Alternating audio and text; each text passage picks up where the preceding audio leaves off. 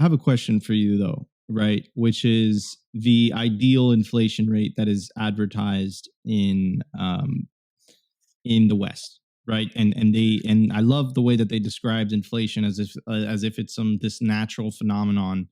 And even with the ideal inflation rate of 2%, I even saw Donald Trump saying, well, in his like speech, he's like, I had it at 1%, but 1% is still 1% theft, right? So their argument would be, if there wasn't inflation in the currency, people would not be incentivized to spend. Exactly right. That's the argument of Keynesianism. And we could argue, as Ron Paul has been arguing, and the Austrians, Bob Murphy and Lou Rockwell, and those people, they've been arguing till they're blue in the face that Keynesianism is fundamentally wrong and Austrianism is actually correct. So now with Bitcoin, we don't have to argue about this anymore. All we have to do is deploy it into the economy and watch Austrianism be proven to be true. That's what Bitcoin is actually for when it comes to the economic the theory part of it. So that's all that has to be done. We can now prove that Austrianism is correct simply by releasing wallets into the world to billions of people. And once that happens and people prefer sound money to unsound money, which is fiat, then the case for Austrianism will be made true.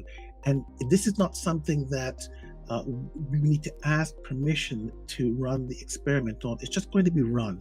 That's all there is to it. And it's going to be run because it's the Bitcoin itself is super efficient, super convenient. And I've just come back from El Salvador. I had a fantastic time down there. It's the most amazing country. And I bought a bottle of water at a gas station with Wallet of Satoshi playing with Bitcoin. It was the most incredible thing. And the people behind the counter say, yeah, Bitcoin, no problem. Because down there, it's normal. So if you want to see what the future is going to look like where the world is running on Bitcoin, get yourself to San Salvador and spend a weekend there, a couple of days there. You will be absolutely shocked. Everybody is using Bitcoin. It's just absolutely incredible. Now, of course, they haven't reached full saturation there. It's taking time to do that. But in San Salvador, you can use Bitcoin literally everywhere. So this is what has to happen to stop the lie of the inflation of the money supply being necessary to have an economy where things are flowing. Strong economies are based on savings, not on money flowing around. And so the fundamental idea behind fiat has been broken, and it has not been able to be challenged because there's nothing like Bitcoin to force it to be challenged. You can make the argument to the state that the money supply should be constrained, but they need the money supply to expand so they can steal the spending power from all the people who use the dollar. They're not going to just turn that off because somebody from the Austrian School of Economics said this is a bad idea. They need this money, the cronies need this money, and they're not going to turn it off. So some very clever person sat down at a computer terminal and wrote Bitcoin and released it for nothing. And now it's spread all over the world, and Austrianism is going to be proved through this single piece of software. Who loses in that situation? Nobody loses. Everybody wins. People who think, calm down. People who think that don't calm down, Leon. Hit it hard. And I'm only getting myself in trouble. So the people who think that fiat money is necessary, some of them might actually believe that, but it's not true. Everybody will win when Bitcoin is the only money. When the world is returned to sound money, people will be incentivized to save and not spend. All investment will come from saving, not from borrowing. And if you want to learn about how the Austrian School of Economics works, you need to read Murray Rothbard and those kinds of economists to find out how it actually works. So even it's like the movie with Arnold Schwarzenegger, what's it called?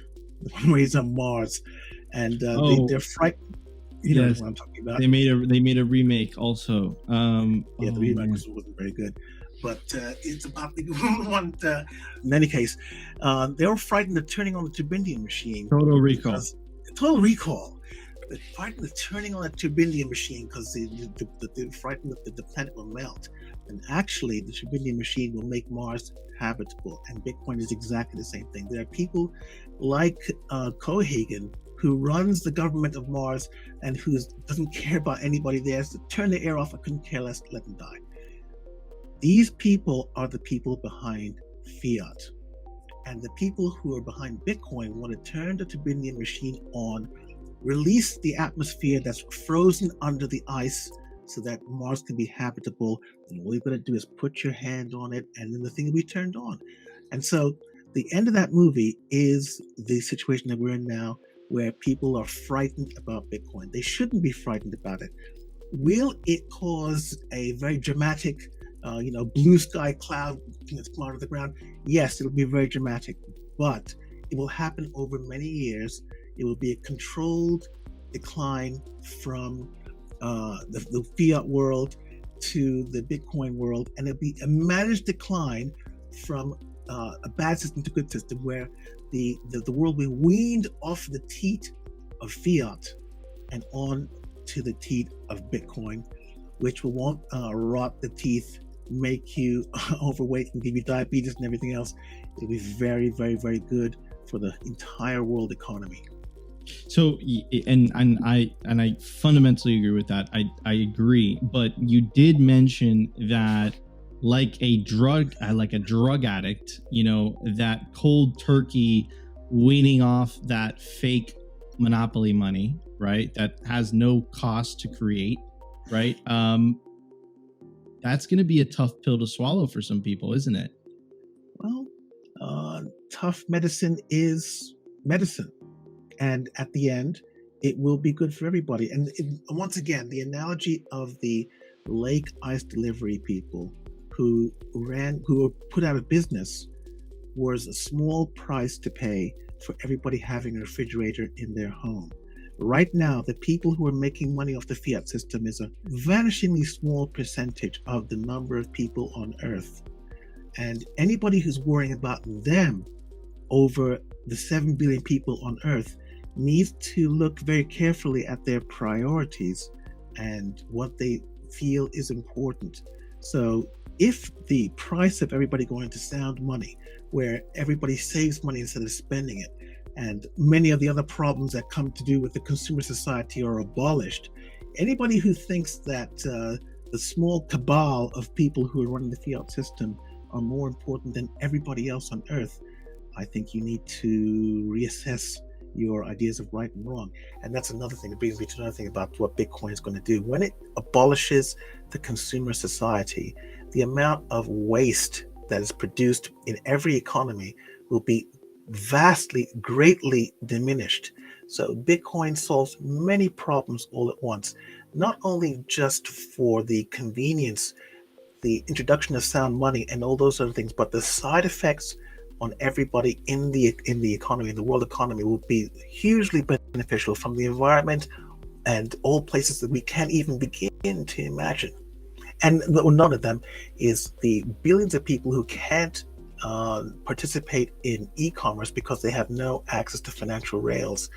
That's another great source of economic expansion that nobody's considering when they talk about Bitcoin. And this is all doable all through mobile phones. And of course, there's this new Machankura 8333 service, which allows people who don't have smartphones to use Bitcoin, meaning that the 500 million people who are not on smartphones will all have access to Bitcoin and to e-commerce. This is a big deal. It's a good deal for everybody, and there is no good argument against it.